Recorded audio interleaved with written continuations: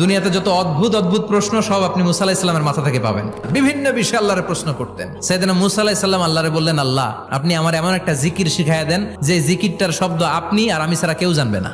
দিনে রাতে সব সময় এই জিকির আমি করব, আপনারে ডাকবো, কিন্তু শর্ত হলো এই জিকিরটা জানবে শুধু আপনি আর জানবো শুধু আমি। আল্লাহ বললেন, মুসা পড়ো লা ইলাহা ইল্লাল্লাহ। মুসা আলাইহিস সালাম কয়, মাবুদ এটা তো জাতীয় জিকির, সবাই জানে। আমি তো চাইছি এক্সেলেন্ট একটা জিকির, কারো কাছে নাই, শুধু আমি জানবো আর আমি পড়বো।